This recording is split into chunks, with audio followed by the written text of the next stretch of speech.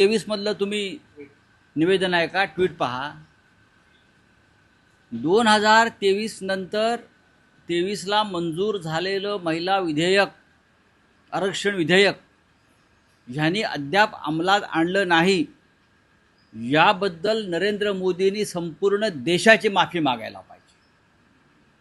संपूर्ण देशाची. हे मगरीचे अश्रू ढाळणं बंद करा. लोक आता फसणार नाहीत. राष्ट्राला संबोधन काय असं संकट राष्ट्रावरती आलंय काल? एक डिलिमिटेशन बिल तुमच्या मनमर्जीनुसार जे आणत होता त्याचा पराभव झाला. हे राष्ट्रावर संकट नाही, फार तर भारतीय जनता पक्षावर संकट आहे.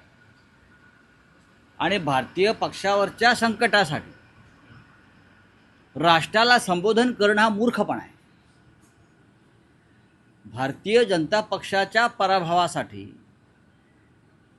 राष्ट्रीय देशाच्या प्रसारमाध्यमांचा निवडणूक काळामध्ये गैरवापर करणं हा एक फार मोठा अपराध आहे.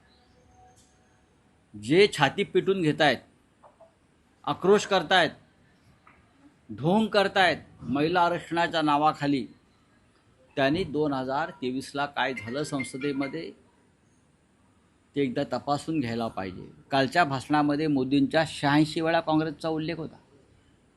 86 वेळा. ते काँग्रेसमुक्त भारत करायला निघायला होते. त्यांच्या डोक्यातून काँग्रेस अद्याप गेलेली नाही. 11 वर्षामध्ये 12 वर्षामध्ये काँग्रेसमुक्त भारत करायला निघाले होते. आणि त्यांच्या नसानसामध्ये काँग्रेस आहे. रक्ताच्या प्रत्येक थेंबात आणि श्वासामध्ये काँग्रेस आहे. शब्दामध्ये काँग्रेस आहे. विचारामध्ये काँग्रेस आहे. हे मोदी कळत नकळत सांगतायत की काँग्रेसशिवाय या देशाला नेतृत्व कोणी देऊ शकत नाही. हे मोदी वारंवार हे सिद्ध करतायत त्यांच्या कृतीतून. 850 जागा त्यांना लोकसभेच्या करायच्या, त्या आम्ही रोखल्या. याच्यामध्ये महिला आरक्षणाचा काडीमात्र संबंध नाही.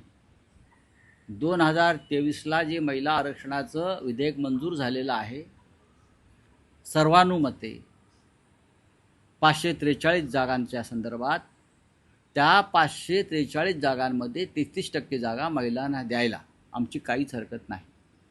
पण 543 जागा जर दिल्या तर कदाचित भारतीय जनता पक्षातले जे थोर पुरुष मंडळी आहेत त्यांच्या जागा महिला राखीव होतील.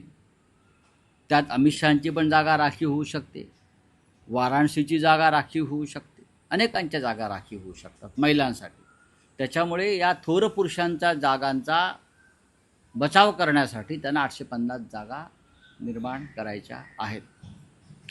ही अत्यंत लाजिरवाणी आणि भयंकर अशी गोष्ट आहे. आणि देशासमोर हे सत्य आलेलं आहे. त्याच्यामुळे मोदींनी किती आक्रंदन केलं तरी काही फरक पडत नाही. परंतु राऊतसाहेब, या निमित्ताने खरं तर भाषिक प्रांतवाद पण पुन्हा उफाळून आला असता. उत्तरेकडील राज्यामध्ये सर्वाधिक मोदींना हा देश कायम पेटवायचा असतो. कधी लव जिहादच्या नावाखाली, कधी धर्मांतरणाचे मुद्दे निर्माण करून, कधी कोणी काय खावं हे मुद्दे निर्माण करून. बरं, पण त्यांना असं कधी वाटत नाही की काश्मीरमधल्या पहलगावमध्ये किंवा पुलवामामध्ये असंख्य हिंदू मारले गेले, त्यांच्यासुद्धा माता, भगिनी आणि पत्नी या महिला आहेत. त्या महिलांचा आक्रोश त्यांना कधी दिसला नाही. पण राजकीय आरक्षणामध्ये त्यांना महिलांचा आक्रोश दिसतोय. छाती पिटत महिला खासदार वगैरे त्या राहुल गांधीच्या घरासमोर वगैरे जे काय फिरतायत ना, ही ढोंग बंद करा. ढोंग तुमच्या ज्या कृती आणि या ज्या काही ॲक्शन आहेत महिलांच्या, जग हसतंय त्याच्यावर. जग हसतंय. परंतु ह्या सगळ्या बिलच्या संदर्भात खरं तर स्टॅलिन प्रामुख्याने समोर आले. त्यांनी ते बिल जाळलं. राज्यातले नेते फक्त, आपल्या महाराष्ट्रातले नेते मंडळी फक्त बोलले. तुम्ही देखील संसदेत बोललात, परंतु कोणतंही महत्त्वाचं राजकीय नाही, बरोबर नाही. पण आम्ही सगळ्यांनी मिळून ह्या बिलाचा पराभव केला ना. तुम्ही असं कसं काय म्हणता? काही लोक म्हणतात महाराष्ट्रानं काय केलं. बघा, महाराष्ट्रावरती या बिलासंदर्भात तसा अन्याय झाला नाही. 48च्या 72 जागा झाल्या, आपण पाहिलं असेल. तरीही आम्ही दक्षिणेतल्या राज्यांवरती अन्याय होतोय किंवा भारतीय जनता पक्ष देश तोडायला निघालाय देशाचे डिव्हिजन करायला निघायला आहे, फोडाझोडा राज्य करा, या एका भूमिकेवरती आम्ही एकत्र राहिलो आणि दक्षिण विरुद्ध उत्तर हा संघर्ष पेटून या देशाला आग लागू नये म्हणून आम्ही स्टॅलिनच्या बाजूने उभे राहिलो. परंतु सध्या महाराष्ट्रात मात्र धर्मांतरण किंवा हिंदू मुस्लिम हे वाद मोठ्या प्रमाणात निर्माण होताना पाहायला मिळतात. एकीकडे डिलिमिटेशनचा मुद्दा होता, तो डिलिमिटेशनच्या मुद्द्यावर पाणी फेकण्यासाठी अशा प्रकारचे मुद्दे सातत्यानं काही संस्था आणि संघटनाकडून निर्माण केले जातात. खरं म्हणजे याचा पूर्ण तपास व्हायला पाहिजे. आपण धर्मांतरण विरोधी कायदा आणलेला आहे, तरीही सत्य बाहेर आलं पाहिजे. टाटासारख्या कंपनीमध्ये, TCSमध्ये बरं, आमच्याकडेही पूर्ण माहिती असते, सरकारपेक्षा जास्त माहिती आमच्याकडे. सरकारकडे जी माहिती आहे ती त्यांनीच नेमलेल्या पोलिसांकडून त्यांना हवी तशी माहिती आणि रिपोर्ट्स ते तयार करतात. सरकारकडे जर योग्य कारवाईचे संकेत किंवा माहिती असतील तर खरात फाईल्स प्रकरणातल्या अनेक मंत्र्यांवरती एव्हाना कारवाई झाली असते. खरातच्या प्रकरणामध्ये हिंदू महिलांचंच शोषण झालं आहे ना. खरात जर कोणी सलीम अब्दुल वगैरे असता तर एवढ्याला काय मोठं वादळ पेटलं असतं, धर्मांतर आणि अमुक आणि तमुक. हां, त्याच्या त्या आश्रमावर बुलडोझर फिरला असता. तो दुसरा एक कोणते नाशिकचा बाबा, एरंडे का येवंडे कोणतरी, कोण आहे ते सगळे? हे मुस्लिम नाही आहेत, पण त्यांना तुम्ही प्रोटेक्शन देताय, संरक्षण देताय गंभीर गुन्हे करणाऱ्यांना. ते तुमचे हिंदुत्वाचे, तुमच्या ढोंगी हिंदुत्वाचे आणि भाजपचे प्रचारक आहेत, लक्षात घ्या. पण TCS मधल्या एका प्रकरणामध्ये तुम्ही जणू काय देशावर संकट कोसळलेलं आहे. हां, देशाचं इस्लामीकरण झालेलं आहे. या देशामध्ये 80 कोटी हिंदू आहेत, लक्षात घ्या. 80 कोटीपेक्षा जास्त हिंदू आहेत.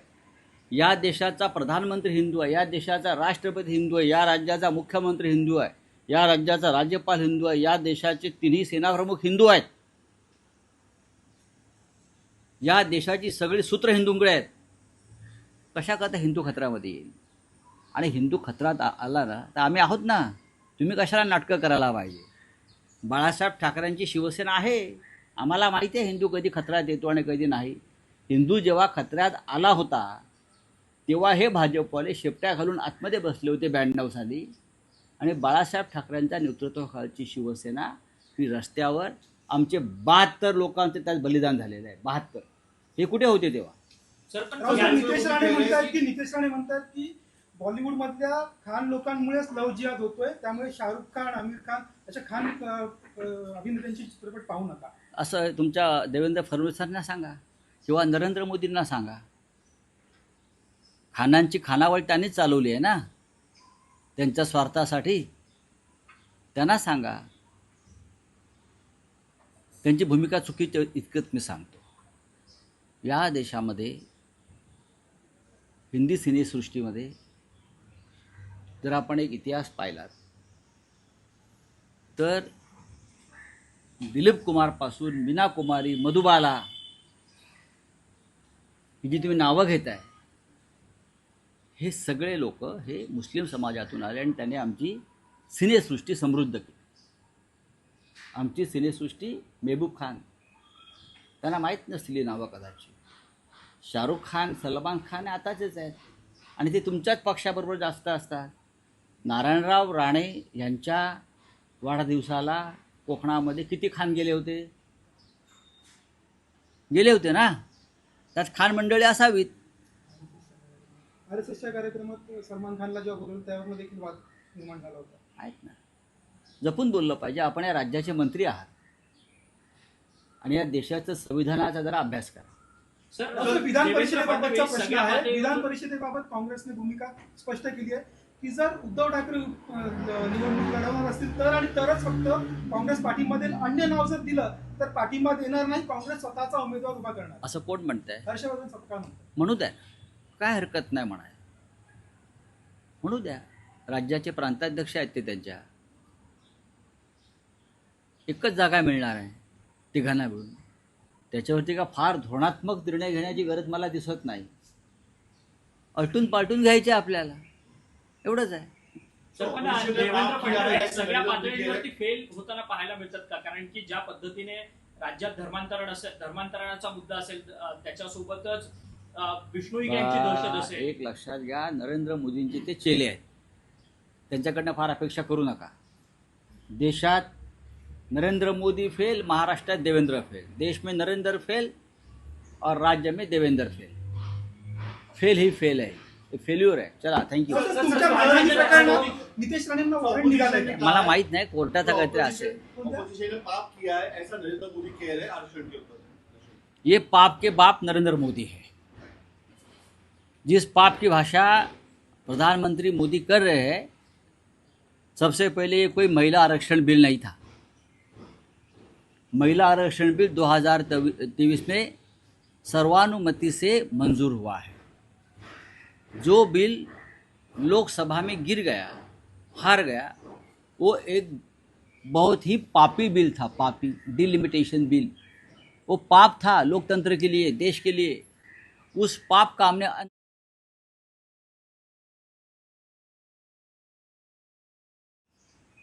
तो हमने लोकसभा में डिलिमिटेशन बिल यानी रावण का अंत किया है. तो मोदी जी क्यों रो रहे हैं भाई?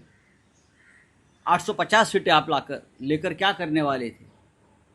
2023 में महिला आरक्षण वुमेन रिजर्वेशन बिल हमने मंजूर किया था सब मिलकर, और हमारी अभी भी मांग है कि आप लागू करिए. 543 में हमारे आज भी मान्यता है, सहमति है, और उसमें से महिलाओं को 33% आप दे दीजिए. लेकिन आपके पार्टी में जो थोर पुरुष है, उनकी सीटें उसमें जा सकती हैं. तो थोर पुरुषों के लिए आप महिलाओं का बलि चढ़ा रहे हो. तो पाप कौन कर रहे हैं? पाप नरेंद्र मोदी जी कर रहे हैं. आप ये पापियों के बाप है, समझा मोदी जी? और आप राष्ट्र के नाम संदेश देते हो. विरोधी पार्टी के ऊपर हमला करने के लिए, विरोधी पार्टियों को गालियां देने के लिए आप राष्ट्र के नाम संदेश देते हो. ज़रा पंडित नेहरू, इंदिरा गांधी, लाल बहादुर शास्त्री का इतिहास समझ लीजिए, पढ़ लीजिए. आप क्या कर रहे हो और वो क्या कर रहे थे. ये जो मंच था, ये जो मंच था जहाँ पे पूरी राजनीति चल रही थी, देश को संबोधन नहीं था, ऐसा आरोप कांग्रेस लगा रहा है. नहीं, ये देश को संबोधन नहीं था. या अपने पार्टी का पश्चिम बंगाल, तमिलनाडु के लिए प्रचार था, और राष्ट्रीय प्रचार साहित्य का, टीवी का इस तरह से इस्तेमाल किया कि आचार संहिता का भंग हो गया, कोड ऑफ कंडक्ट का भंग हो गया. कहाँ है ज्ञानेश कुमार जी? चुनाव आयोग कहाँ है?